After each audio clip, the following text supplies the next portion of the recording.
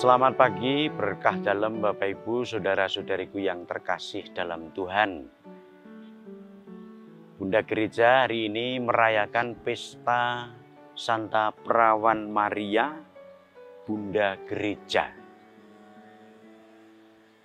Saya merenungkan mengapa Bunda Maria disebut sebagai Bunda Gereja.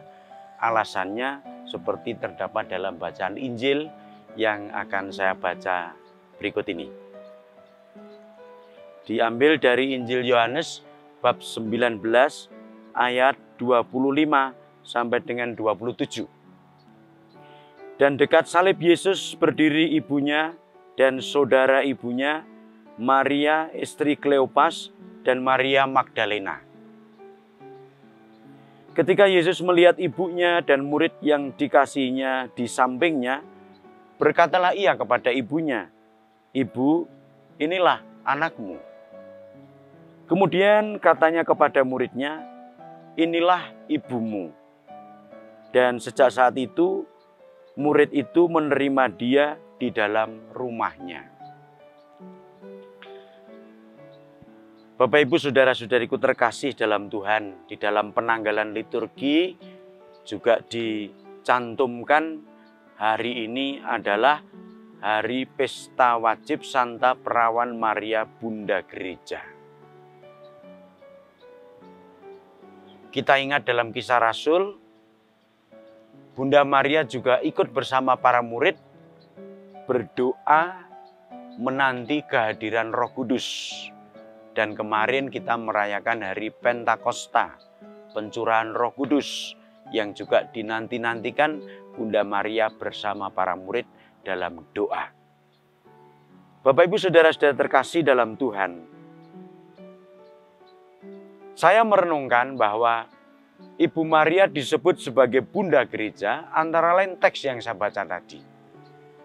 Tuhan menunjuk Ibu Maria sebagai Ibu Yohanes, murid Tuhan. Itu juga ibu kita karena kita murid Tuhan. Dan sebaliknya Ibu Maria juga menunjuk murid itu sebagai anaknya. Kita juga anaknya. Maka pas alasan Maria disebut sebagai Bunda Gereja. Yang kedua, Ibu Maria juga perhatian pada orang-orang yang menderita, yang kesulitan, baru menghadapi persoalan. Salah satu teks Yohanes bab 2 ayat 3 sampai dengan 10 yang terkenal dengan perkawinan di Kana. Di sana Ibu Maria pertama kali tampil menyertai Tuhan dalam karya. Maka kalau mau disimpulkan, Ibu Maria itu tampil di awal dan di akhir dari karya Tuhan. Ia minta Tuhan Yesus untuk membuat mukjizat dan terjadilah mukjizat air menjadi anggur. Dan pada saat akhir juga dia menerima Kristus disalib dan dalam kematiannya. Itulah mengapa Bunda Maria disebut sebagai Bunda Gereja. Bapak Ibu saudara-saudariku terkasih dalam Tuhan. Alasan lain Bunda Maria juga dekat dengan umat. Kita tahu bahwa umat lebih familiar dengan Bunda Maria. Bunda Maria juga menjadi pribadi yang terasa lebih sebagai manusia yang mengalami kebersamaan dengan kita. Maka secara devosional Bunda Maria lebih dekat dengan gereja. Dan yang terakhir yang saya renungkan, Ibu Maria selalu disebut di dalam doa syukur agung. Disebut sebagai Bunda Allah, Perawan Maria, itu juga Bunda Gereja. Maka Ibu Maria selalu disebut di dalam setiap doa yang istimewa itu di dalam Gereja Katolik. Itulah yang saya renungkan mengapa Bunda Maria disebut sebagai Bunda Gereja.